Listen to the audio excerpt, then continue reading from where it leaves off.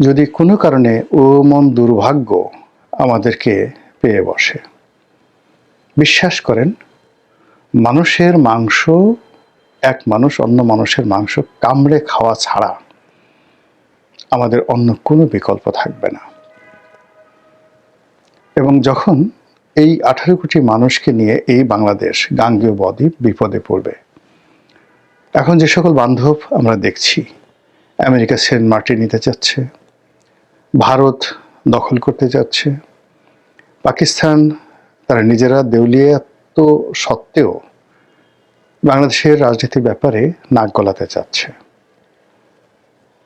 যদি আমাদের নিজেদের মধ্যে সংহতি না থাকে, উন্নয়নের চাকা উল্টে যায়, রাজনীতির যে স্থিতিশীলতা নষ্ট হয়ে যায়, তাহলে পৃথিবীর কোনো দেশ আমাদের দিকে ফিরেও তাকাবে না। আমরা এই ঢাকা শহরে বসে বসে যারা বিভিন্ন রকম কথাবার্তা বলছি, বিশ্বাস করেন সেই হেলাল হাফিজের কবিতার মতো গ্রাম থেকে লক্ষ লক্ষ মানুষ শহরে আসবে। কোন বাড়িতে খাবার আছে, কোন বাড়িতে অর্থ আছে, খুঁজে খুঁজে প্রত্যেকটা বাড়ি থেকে মানুষ মেরে 5 কেজি চাল, 1 কেজি চাল, 1 মুঠো ডাল নেওয়ার জন্য খুনোখুনি শুরু করে দেবে। আজ প্রায় 15 লক্ষ রোহিঙ্গাকে আমরা খাওয়াচ্ছি রাষ্ট্রীয় অর্থে। বিদেশিরা সামান্য কিছু দান খয়রাত করছে। এই 15 লক্ষ দুর্ধর্ষ রোহিঙ্গা কক্সবাজার অতিক্রম করে চট্টগ্রাম চলে আসবে, নোয়াখালী, কুমিল্লা থেকে শুরু করে ঢাকার উপকেন্দ্রে চলে আসবে এবং আমাদেরকে ছিঁড়ে কুটে খেয়ে ফেলবে। এই যে সমস্যাগুলো, এই সমস্যাগুলো কেবলই মাত্র রাজনৈতিক নেতৃত্ব দ্বারা নিয়ন্ত্রণ করা সম্ভব। কোনো পুলিশ দ্বারা, কোনো মিলিটারি পাওয়ার দ্বারা, কোনো অ্যাটমিক বোমা দ্বারা এই যে চলমান সমস্যাগুলো যেগুলো চলছে, এগুলোর যে ভয়াবহতা, সেই ভয়াবহতা থেকে দেশ এবং জাতিকে রক্ষা করা সম্ভব নয়। এখন রাজনীতির ময়দানে যে ভারসাম্যহীনতা চলছে, আওয়ামী লীগের অবর্তমানে যে একটা বিরাট শূন্যতা, সেই শূন্যতার মধ্যে ছোট ছোট রাজনৈতিক দলগুলো গত 17 মাসে যারা একটি ওয়ার্ডের, মানে গ্রাম অঞ্চলের যে ওয়ার্ডগুলো রয়েছে, ইউনিয়ন পরিষদের যে ওয়ার্ড, সেখানে 2 থেকে 2,500 ভোট পেলে একজন মেম্বার হতে পারে। এইরকম 2 থেকে 3,000 ভোট পাওয়ার যাদের যোগ্যতা নেই, এইরকম অন্তত পক্ষে 1,000 লোকের তৈরি হয়েছে, সৃষ্টি হয়েছে, যারা 2,000 ভোট পাওয়ার কোনো যোগ্যতা এখন পর্যন্ত নেই। কিন্তু গত 17 মাসে এরকম 1,000-এর মতো নতুন নেতা, তারা মনে করছে যে তারা এমপি হতে পারে, তারা মন্ত্রী হতে পারে, তারা প্রধানমন্ত্রী হতে পারে, তারা রাষ্ট্রপতি হতে পারে। এবং তারা এই যে তাদের যে অভিলাষ, সেই অভিলাষটাকে পূর্ণ করার জন্য তারা মব করেছে, জুলুম করেছে, অত্যাচার করেছে এবং রাষ্ট্রের যে মৌল ভিত্তিগুলো আছে সেখানে তারা একের পর এক আঘাত করেছে এবং তারা বিজয়ী হয়েছে। আর এখন এই সময়টিতে এসে 2025 সনের আমি যে ভিডিওটি করছি, শেষ রজনীতে, অর্থাৎ 31শে ডিসেম্বর রাত্রে, আজকের দিনের বাস্তবতা হলো ওই 1,000 লোক যারা এই সমাজের যারা পিলার ছিল, রাজনীতির শক্তি ছিল, রাষ্ট্রযন্ত্রের শক্তি ছিল, তাদের সবাইকে বলতে গেলে অক্ষম করে, নির্মূল করে, ভয় দেখিয়ে তারা যে বাংলা ভাষায় যেটিকে বলা হয় তাফালিং, তারা যে তাফালিংগুলো করেছে, এখন এই সময়টিতে এসে তারা অলমোস্ট সবাই চুপসে গেছে। 1,000 তো দূরের কথা, এখন একজন লোকও ওই, মানে যাকে বলা হয় মপ করার মতো, যারা একসময় মপ করত, তারা কেউ আর এখন আগের অবস্থানে নেই। তারা বুঝতে পেরেছে যে 3,000 ভোট তারা পাবে না, অধিকন্তু এই সমাজ তাদের জন্য ভয়ঙ্কর হয়ে পড়েছে। তো ধরুন একটা সমাজে বা একটা বনে 1,000 হাতি আছে, তো এমন একটা পরিবেশ তৈরি হলো যে 1,000 হাতি এই বন থেকে চলে গেল, আর বনের যে খরগোশ আছে যারা, তাদের মানে 1000টি বেলুন তৈরি করা হলো হাতির মতো করে, তার মধ্যে এক একটা খরগোশ ঢুকিয়ে দেওয়া হলো। তো সেই হাতিগুলো মানে বেলুনের মধ্যে থাকা খরগোশগুলো হাতির সুরত ধরে তারা সেই 16-17 মাস পুরো জঙ্গল তারা তাণ্ডব চালালো। এবং বনের অন্যান্য যারা প্রাণী রয়েছে, সেটা সজারু, হরিণ, শিয়াল ইত্যাদি যে প্রাণীগুলো আছে, তারা ওই হাতিকে মানে হাতির যে বেলুন কাঠামো, সেই কাঠামোর মধ্যে মূলত খরগোশ, তাদেরকে হাতি মনে করে তারা ভয়ে থর থর থর থর করে কাঁপলো। এরপর একটা সময় সব বেলুনগুলো ফুটো হয়ে গেল, খরগোশগুলো পাতার আড়ালে লুকিয়ে গেল। তখন বনের মধ্যে যে ভারসাম্যহীনতা তৈরি হবে, আমাদের এই সমাজে এখন ঠিক সেই রকম ভারসাম্যহীনতা শুরু হয়ে গেছে। এখন সরকারের কোনো সেক্রেটারি, জেলার কোনো DC, SP, OC, chairman, member, সংসদ সদস্য, পৌরসভার মেয়র, মন্ত্রী, মানে এই যে পদ পদবী ধারী যে লোকজন, তাদের অস্তিত্ব নেই। আর আগামীতে তারা এই পদ পদবীতে এসে রাতারাতি কোনো কিছু করবে, সেই ব্যাকবোনটি অর্ধেকটা নষ্ট হয়ে গেছিল সেই শেখ হাসিনার জমানাতে, তার নিজের দলের মধ্যে আর অন্য দলের মধ্যে জাস্ট 50% আপনার ব্যাকবোন নষ্ট হয়ে গেছে। জুলাই আগস্ট বিপ্লবের পরে আওয়ামী লীগের যে লোকজন, যাদের মানে অতিরিক্ত লোভ, কামনা, বাসনা ইত্যাদি কারণে যাদের 50% ব্যাকবোন নষ্ট হয়ে গিয়েছিল, তারা সব পালিয়ে গেছে। আর আওয়ামী বিরোধী শক্তিদের যে 50% ব্যাকবোন ছিল আওয়ামী লীগ জমানাতে, তাও এই গত 17 মাসের মবের কারণে মানে ওই যে মানে হাতিরূপী খরগোশদের যে দাপটে দেখা গেল যাদের আরও 30% সেই মানে ব্যাকবোনের যে শক্তি, সেই শক্তি নষ্ট হয়ে গেছে। এটা কিভাবে? দুটো উদাহরণ দিলে বুঝতে পারবেন। আপনি সেই মুক্তিযোদ্ধা ফজলুর রহমান, ওনার সেই 17 মাস আগের একটা ভিডিও দেখেন, চেহারা দেখেন, কথাবার্তা শুনেন, আর এখন ওনার বক্তব্য শুনেন।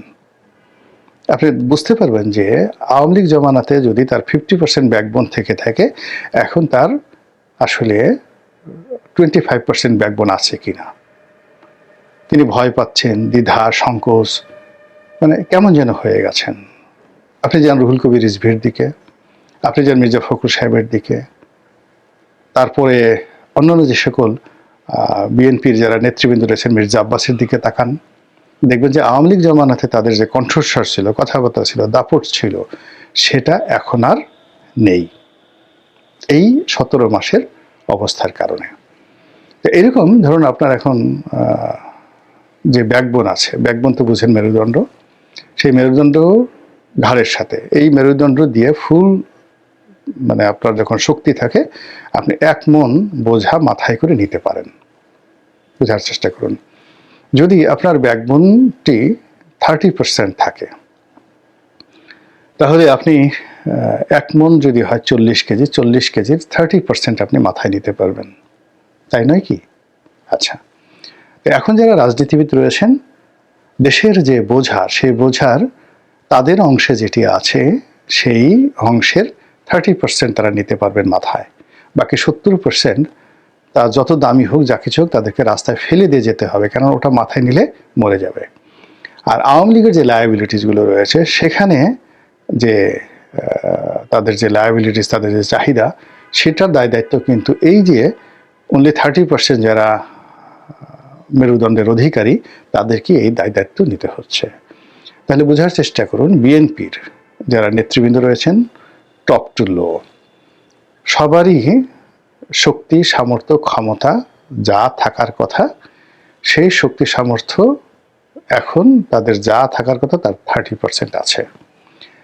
তো এই 30% শক্তি সামর্থ্য দিয়ে তাদেরকে মানে অন্যান্য সময় যদি আওয়ামী লীগ থাকতো বা অন্যান্য রাজনৈতিক দলের একটা স্বাভাবিক অবস্থা থাকতো, তাহলে তারা যে দায় দায়িত্বগুলো মাথায় বা বোঝা মাথায়গুলো নিতেন, তার চাইতে অন্তত 4-5 গুণ বোঝা তাদেরকে নিতে হচ্ছে। ফলে কি হলো, আইদার তারা মরবে অথবা এই দেশের যে সমস্যাগুলো আছে, সম্পদগুলো আছে, যা কিছু আছে সব রাস্তায় পড়ে থাকবে। অর্থাৎ কিয়ামতের ময়দানের মতো অবস্থা হয়ে যাবে। মানুষ এই দুনিয়াতে কিছু টাকা পয়সার জন্য কত কিছু করে, তো কিয়ামতের ময়দানে সমস্ত পৃথিবীর লুকায়িত ধনসম্পদ, হীরা মণি মুক্তা জহরত, যেগুলো আকাশে বাতাসে পানিতে মাটিতে মিশ্রিত অবস্থায় লুকায়িত অবস্থায় আছে, আল্লাহ সেদিন সব উন্মুক্ত করে দেবে। কিন্তু সেদিন সেগুলো বহন করার মতো, রাখার মতো প্রয়োজনও থাকবে না, আর সম্ভব হবে না। এখন বাংলাদেশে ধরুন যে বেকার সমস্যা আছে, যে সেন্ট্রাল রিজার্ভের সমস্যা আছে, বৈদেশিক ঋণ আছে, টাকার অভাব আছে, বেকার সমস্যা আছে, এরকম 1000টা সমস্যা।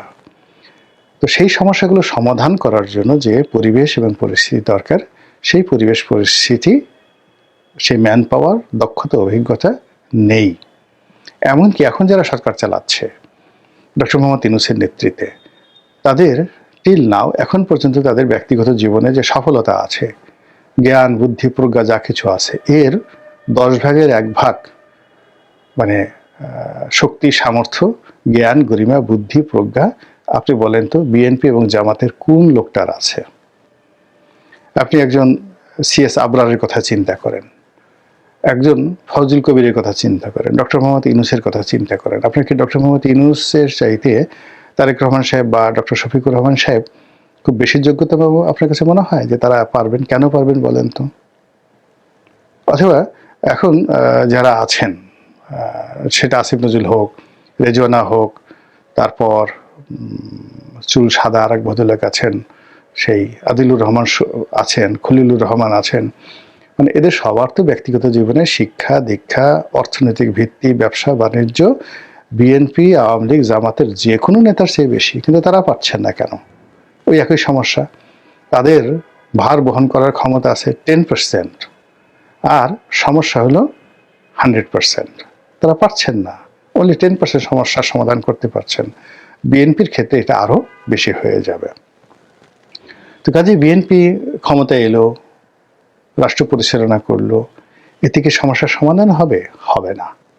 অধিকন্তু বিএনপির যে অভ্যন্তরীণ দ্বন্দ্ব সংঘাত, ক্রন্দল যেটা রয়েছে, সেটি বেগম জিয়ার অনুপস্থিতিতে আগামী 7 থেকে 10 দিনের মধ্যে এমন প্রবল আকার ধারণ করবে যে বিএনপি দেশ জাতি ইলেকশন নিয়ে চিন্তা করা তো দূরের কথা, নিজের ঘর সামলানোর জন্য তাকে মানে 10 বার দৈনিক 10 বার ইয়ানফসি বলতে হবে।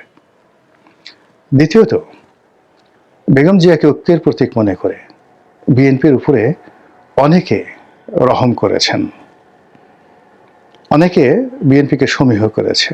বেগম জিয়ার সাথে অনেকের ব্যক্তিগত সম্পর্ক, বিশেষ করে জামাতের ব্যক্তিগত সম্পর্কের কারণে অনেক কিছু হয়নি, কিন্তু আগামী 15 দিনে দেখবেন যে জামাত ধৈর্য হারিয়ে ফেলেছে। ধৈর্য হারিয়ে ফেলার পর বিএনপি ধৈর্য হারিয়ে ফেলবে। এর ফলে কি হলো, 17 বছর পরে তারেক রহমান সাহেব বাংলাদেশে যে এসেছে, তিনি এই যে চলমান সমস্যার মানে আগা মাথা কোনো কিছু বুঝতে পারবেন না। এটা কেউ বুঝতে পারে না। সম্রাট বাবরও পারেননি, আলেকজান্ডারও পারেননি, তাকে ভারত থেকে চলে যেতে হয়েছিল। তো কাজেই এই যে সামনে যে দিনগুলো, তারেক সাহেব এসছেন, নতুন নেতৃত্ব তৈরি হচ্ছে, সামনে ইলেকশনের যে শিডিউল, সেই শিডিউল অনুযায়ী প্রস্তুতি নেওয়া, ইলেকশনে জয়লাভ করা, ভোটার আনা, তারপর শেষে ক্ষমতা গ্রহণ করা ইত্যাদি সব কিছু। এর মধ্যে ভারতের হেজিমনি, পাকিস্তানের ইন্টারফেয়ারেন্স, আমেরিকার যাকে বলা হয় এখানে নানা কূটনৈতিক তৎপরতা, পশ্চিমাদের চাপ, ডক্টর মোহাম্মদ ইউনূসের সরকারের সমস্যা, আওয়ামী লীগের বিভিন্ন ফোড়ন কাটা চক্রান্ত, সব মিলিয়ে আপনার কাছে কি মনে হচ্ছে খালেদা জিয়াবিহীন যে বাংলাদেশ বা বিএনপি, এটা কি বর্তমান বিএনপি যারা নেতৃত্ব রয়েছেন তাদের জন্য খুবই সুখকর হবে নাকি কঠিন হবে?